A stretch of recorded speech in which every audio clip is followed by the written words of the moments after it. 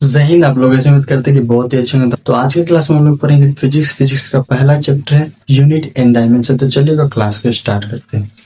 देखिए आज की क्लास में हम लोग पढ़ेंगे, सबसे पहले पढ़ेंगे भौतिक राशि के बारे में। क्या भौतिक राशि किसे कहते हैं, फिजिकल क्वांटिटी किसे कहते हैं। तो वैसा राशि जिसे आप माप सकते हैं उसे फिजिकल क्वांटिटी यानी भौतिक राशि कहते हैं। वैसा राशि आप जिसे माप सकते हैं उसे भौतिक राशि कहते हैं। भौतिक राशि के लिए दो चीजों का होना आवश्यक है। पहला है कि संख्यात्मक मान होना चाहिए और दूसरा केजी यानी मात्रक यूनिट होना चाहिए। न्यूमेरिकल वैल्यू और यूनिट, यह दो चीजों का होना आवश्यक है। भौतिक राशि में दो चीजों का होना आवश्यक है। राशि में दो चीजों का होना आवश्यक है। पहला क्या है, पहला है न्यूमेरिकल वैल्यू यानी संख्यात्मक मान और दूसरा यूनिट यानी मात्रक। भौतिक राशि कौन कौन है, तो वह जैसे कि लंबाई हो गया, द्रव्यमान हो गया, समय हो गया, जैसे क्या भौतिक राशि है। भौतिक राशि किसे कहते हैं, तो जिसे आप माप सकते हैं उसे भौतिक राशि कहते हैं। और भौतिक राशि में दो चीजों का होना आवश्यक है। पहला न्यूमेरिकल वैल्यू होना चाहिए, संख्यात्मक मान होना चाहिए और दूसरा केजी यानी मात्रक होना चाहिए। जैसे कि आप किसी दुकानदार के पास चले जाइए, आप उसको कहिए कि भाई हमको 5 चावल दो, तो वो नहीं देगा। पूछेगा भाई आपको 5 क्या चावल चाहिए, क्या केजी की मात्रा पूछेगा ना, केजी पूछेगा कि कितना केजी चावल चाहिए आपको। आप बोलेगा भाई हमको 5 चावल दीजिए, वो नहीं दे पाएगा। तब आप क्या बोलेगा कि भाई हाँ 5 केजी चावल दीजिए, तो वो आप देगा। कितना देगा, 5 केजी चावल देगा। उसको जितना लेना होगा, 5 केजी लेना हो, 10 केजी लेना हो, 2 केजी लेना हो, जितना उसका शिक्षा उतना वो लेगा। अब आप बताइए, मोहब्बत भौतिक राशि है? नहीं है, मोहब्बत को आप नहीं माप सकते। इश्क भौतिक राशि है? नहीं है, अभी इसको भी नहीं माप सकते। प्यार भौतिक राशि है? नहीं है, आप भौतिक राशि प्यार को भी नहीं माप सकते। आप किसी को कहें कि हाँ हम थोड़ा सा 5 किलो का प्यार कर ले, नहीं करते। अगर आप 5 किलो का प्यार करते तो दूसरा आदमी अब जैसे 10 किलो का प्यार करेगा, ले तो प्यार खत्म। तो प्यार मोहब्बत इश्क ये सब भौतिक राशि नहीं है, सबको आप नहीं माप सकते। दुश्मनी को माप सकते, नहीं माप सकते।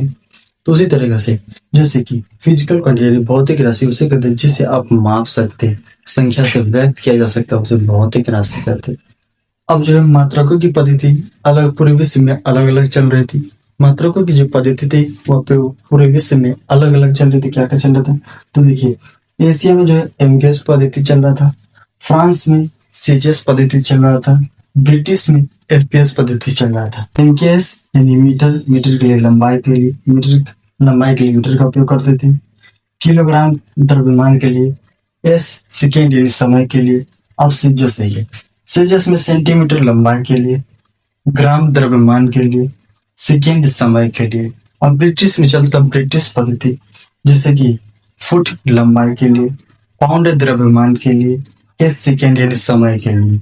यह किस में चलता था, ब्रिटिश पद्धति में एपीएस पद्धति चलता था और सीजीएस पद्धति फ्रांस में चलता था और एमकेएस पद्धति एशिया में चलता था। एमकेएस पद्धति को मेट्रिक पद्धति भी कहा जाता है, सीजीएस पद्धति को भी मेट्रिक पद्धति कहा जाता है और एफपीएस पद्धति को मैं जैसे ब्रिटिश पद्धति कहा जाता है। सबसे पहले हाथों से लंबाई नापने की प्रक्रिया मिस्र में हुआ। सबसे पहले जैसे बित्ता का नापा करते थे और हाथ से नापते थे, अब नहीं होता।